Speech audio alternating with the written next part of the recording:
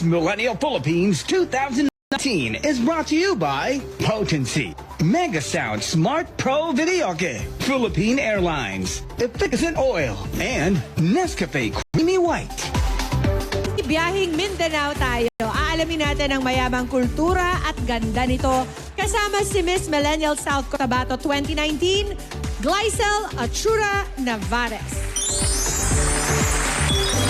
Be captivated by the charm of the land of the Dream Weavers with Mutya ng South Cotabato 2019, Glycel Achura Navarez, Miss Millennial South Cotabato 2019.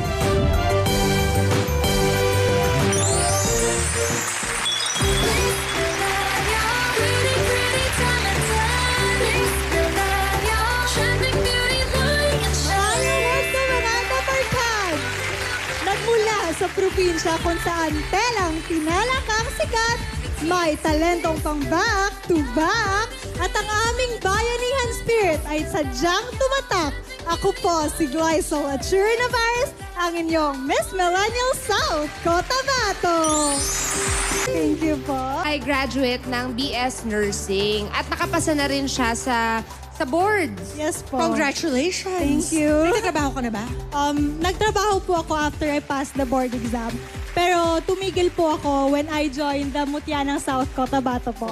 Para makapag-focus. And if ever po manalo, ma-fulfill ko po yung responsibility ko. Wow. At saka ngayon daw, ang pinagkakabalahan mo, mga outreach program. Yes po. Anong klaseng mga tao ba yung tinutulungan mo? Actually po, this week, parang everyday po, meron kaming outreach programs. Yung mga sa far-flung areas po ng aming community, lalo na po sa hometown ko. Then po, Paano mo sila tinutulungan? mga giving of hygiene kits, mga tsinelas po, okay. mga pagkain, ganun po. Tapos po, mga 3 days ago yata, namigay po kami ng electric fan sa SPED class po, yung mga children with special needs po. Very nice. Nakakatuwa naman. May pusong beauty queen talaga to si Glycel.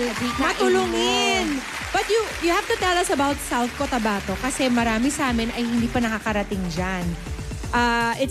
It's known as the land of the Dream Weavers, tama? Yes po. Dahil Land of the Dream Weavers po kasi isa po sa mga fabric ng South Cotabato is ang tinala cloth po. And yung tinala cloth po na yon, yung pattern niya po yon is inspired po sa mga dreams ng weavers. And one trivia din po about sa tinala cloth, each pattern po nun is magkakaiba, is distinct. Unique. It's unique. walang nauulit. Ang Yes galing. po. And then po, we are called the land of the Dream Weavers po. Kasi we South Cotabateños po are people who weave. Samahan niyo akong diskubrihin ang aking probinsya where nature, culture, and adventure merge to a place I call home.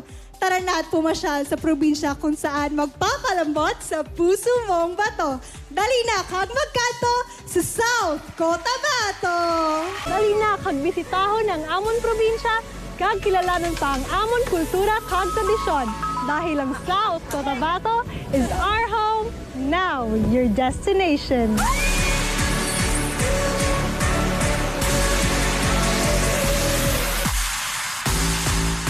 Isa sa pinakamalawak na pineapple plantation sa buong Pilipinas ay matatagpuan sa lalawigan ng South Cotabato. Isa sa ginapabugal sa South Cotabato, si Kuya Bing, na ginawaran bilang manlilikha ng bayan for her tabi weaving.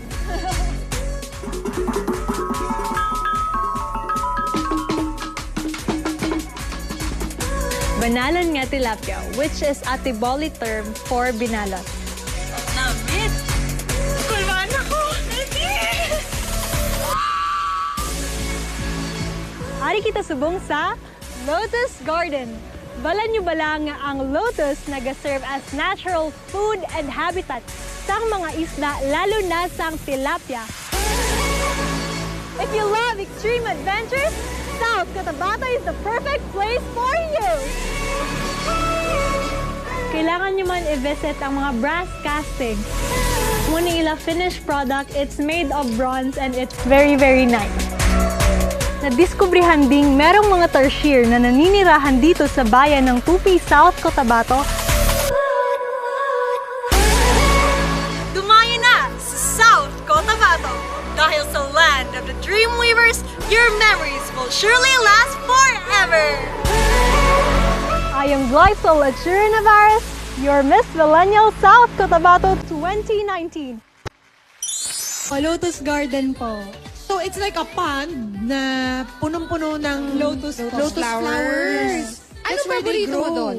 Yung sa mga pinuntahan po, yung School of Living Tradition po. Kasi nung pumunta po ako doon, parang naiiyak po talaga ako. Kasi meron pong mga cultural performances, may storytelling po, kung saan po nanggaling yung South Cotabato, bakit po meron kaming mga Tiboli people, mga ganun po. Mas lalo ko pong naintindihan yung aking probinsya nung pumunta ako doon. Tamang-tama talaga na si Glycel ang representative ng South Cotabato, Kasi no? she's really in love Yes, with with her her province. Oh, super. Tapos kayo pala ang may pinakamalaking pinya plantation. Opo, sa Dole po yun. Okay. Oh, very nice. Oh, puntahan naman natin itong mga pasalubong Pasalubong. mo na nilalanggam.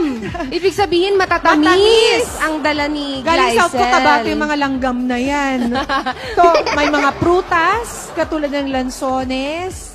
Ano ba ang rambutan? top 3 mo dyan? Mga pasalubong po na top 3. First po yung fruits po. Okay. Kasi dun po sa amin, ang mumura Pwede po mo ng mga matikman? prutas. Matamis. Tapos, opo. Ano pa? Sige, go Yung- on. You also brought flowers. Opo, yung flowers din po. May mga plantation po kami doon ng mga bulaklak. Ng sunflower. Which is very mura. And yung mga prutas po actually, pwede nyo pong hingin sa kapitbahay nyo lang. Ganun kadami ganun po. kakaswal ang mga Opo.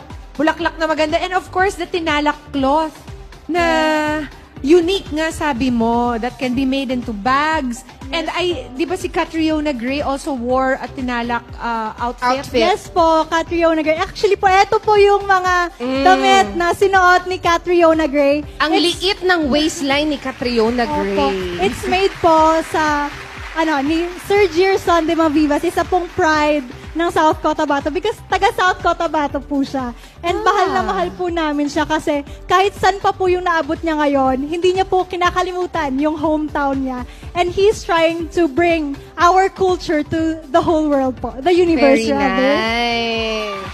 Miss Millennial South Cotabato sa kanyang social media accounts for more updates about her province. May regalo ka, Glycel, mula sa mga kasama namin naghahatid ng Miss Millennial Philippines, kagaya ng Potency, The Beauty of Immunity. Meron ka ring videoke player from Megasound Smart Pro Videoke. Experience music and more with more than 18,000 built-in songs, free 2-year song update, and with mobile karaoke app controller. Ang Miss Millennial Philippines ay inihatid din ng efficient oil, araw-arawin mo. Nescafe Creamy White, mas masarap ang buhay pag walang pait. At ng Philippine Airlines, fly with Philippine Airlines, the heart of the Filipino. Maraming salamat din sa H&M Clothing. Marami pang dapat i-explore sa aking probinsya dahil ang nature, culture, at adventure sa amin ay pure at sure. Come and visit the land of the Dreamweavers, our home, now your destination. Maraming salamat mga dabarkan! Dito lang yan sa Miss Millennial Philippines 2019! Ay, ako mamimili ako ng mga bag. At mga... The Miss Millennial Philippines 2019 grand winner will receive 500,000 pesos. She will move in from her new house and lot from Lesandra. Angat ka dito.